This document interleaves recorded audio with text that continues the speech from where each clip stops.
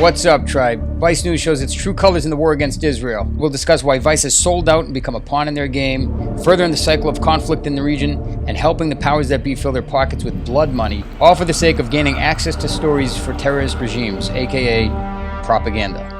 I'm JP Katz, and you're watching the newsfeed at tribejournal.org.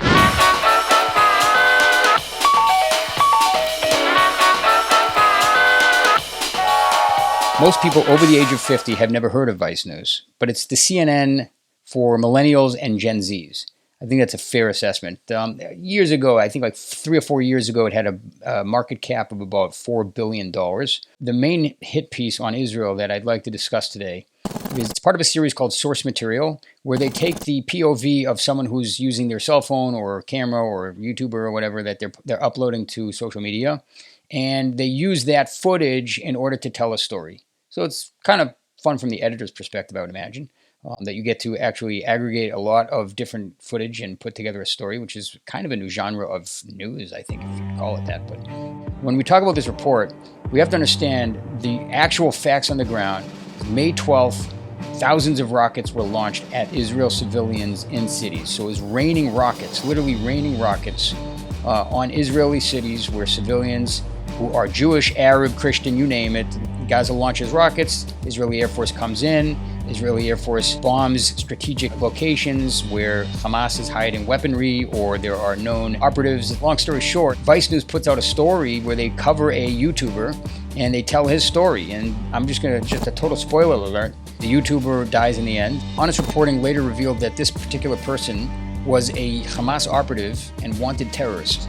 This particular YouTuber was filming his experience as a father of 3. Those children play a strong role in the videos that Vice News curated for the purpose of this story. The heart is drawn. The story is a real story. A person living in Gaza, a father of 3, was killed, allegedly in an Israeli Air Force strike. It's important to see both sides, and it draws the heart, and I think it's important that we all remain human, and we understand that humans are all behind on both sides, and people are dying. And this is a really serious topic. It's a very serious war. It doesn't look like it's gotten better. It's getting worse and worse and worse, and we'd like to talk about that.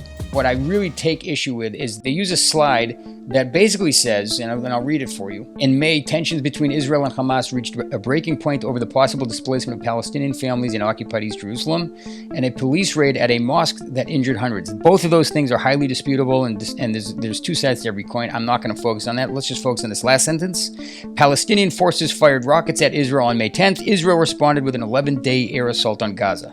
Again, Israel responded with an 11-day air assault on Gaza. The problem here is this is the beginning of the video. It frames for the audience, most who are probably not that up to speed with what's going on for the past 20 years, and most of them have short-term memories. It may be factually true, but it was in response to an 11-day rocket attack on Israel. When the ceasefire was brokered by Egypt, at the time there were rockets coming out of Gaza targeting Israeli citizens. What did anyone want Israel to do? Right? Obviously, Israel has to protect itself. It's only at the end when Vice News chooses to put another slide that says, quote, Israel launched 1,500 airstrikes on Gaza, an area roughly the size of Philadelphia. Palestinian fighters also fired thousands of rockets at Israel. The vast majority fell short of Israel or were deflected by Israel's Iron Dome air defense system. So at the very end, by the credit, when they tell the audience about who's behind this piece of propaganda, they decide to mention, derech agav, incidentally, oh, by the way, Palestinian fighters also fired thousands of rockets at Israel. Clearly, this is a hit piece against Israel. I don't have a problem with telling the perspective of a person living in Gaza. I do have a problem with framing it in the way that they did. Palestinian forces fired rockets at Israel on May 10th.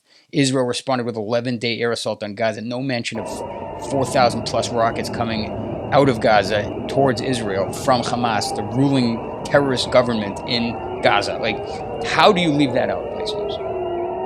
How do you call this reporting? How do you call this even POV reporting? It's just so inaccurate. It's a hit piece against Israel. Let's call it what it is. It's disgusting. And Vice News clearly has left the realm of news and entered into what they are as Vice Media. Vice Media is a company that creates propaganda. And just in case you don't believe me that Vice News will lie and do whatever it takes to get a story, even when it's propaganda, blatant propaganda. One of the founders of Vice News, Sarush Alvi, Went to Iran to do a story, and this was some of the stuff he was spewing. The timing of our invitation was telling. With the new president in the White House, our government contacts seemed to have a very specific message to send, giving us unprecedented access. And in order to have access to this great story, they have to put the Iranian government in a positive light. It's not my words, it's pretty much his. Check it out. Our government contacts, and a multitude of Iranian intelligence agencies who tracked our every move, wanted us to portray the country as a positive force in the region. Vice News is basically brought in order to put the Iranian regime in a positive light and tell the story that they want to tell to the world. Great job, Vice News. This is how Sarush Alvi characterizes the United States and Israel in regards to Israel's very public assassination of the leading scientist who is developing nuclear arms to essentially destroy Israel.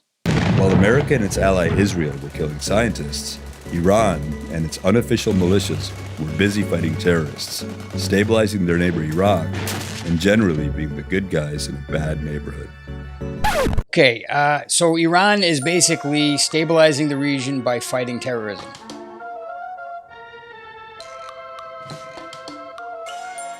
Iran is stabilizing the region by fighting terrorists, while Israel's assassinating scientists. Okay, scientists who are working for a regime that wants to develop a nuclear bomb and murder 10 million Jews, Arab, and Christians. And how do you publish this stuff? How do you look yourself in the mirror? How does anyone who invested in Vice News? Iran is totally destabilizing the region. They're an aggressive shadow terrorist country that seeks to destroy the United States and Israel and others.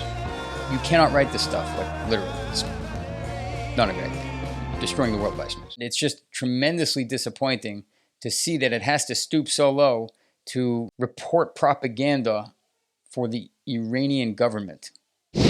At this point, I just want to leave you with a few thoughts. One question I had was about the legalities of misreporting. In May, it was clear as day that during the Gaza war, the violence that was happening between Gaza and Israel was actually spilling over into the streets of New York, LA, and across the country.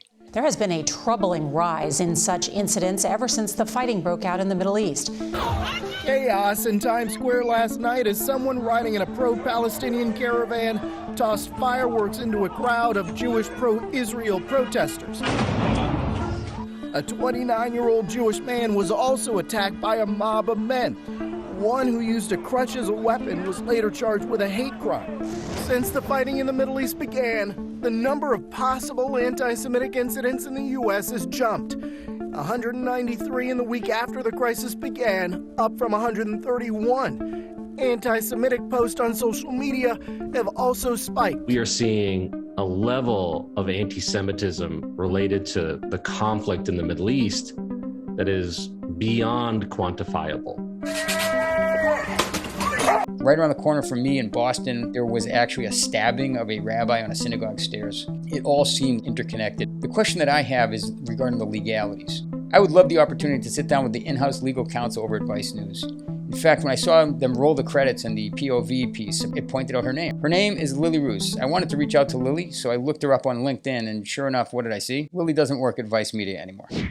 In fact, not too long after these stories broke, according to her LinkedIn account, she left Vice News in November of 2021 to go work as senior counsel at CBS News and Stations. I'd love to know the conversations that happened behind closed doors. One question I had was about the legalities of misreporting. After all, it wasn't too long ago that we saw lawsuit after lawsuit against major media companies. Dominion Voting has filed a $1.6 billion defamation lawsuit against Fox News after false claims of voter fraud in the 2020 election. Here's CNN's legal analyst, Ellie Honig, on topic. John, Fox is in a tough spot here, and here's why. The First Amendment gives media companies very broad protections, but it's not unlimited. Dominion has to prove two things to make its case. One, the statements were false. We know they were false. Everybody knows they were false. There's no proof of them. And second, that Fox knew they were false or was recklessly disregarding the truth of it. Everyone remembers the high school student Nick Sandman, who sued major media companies for hundreds of millions of dollars, over $1 billion in total.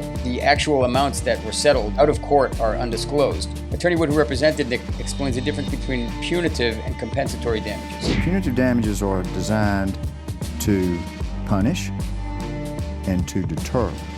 Change conduct. Don't ever do this again. Yeah.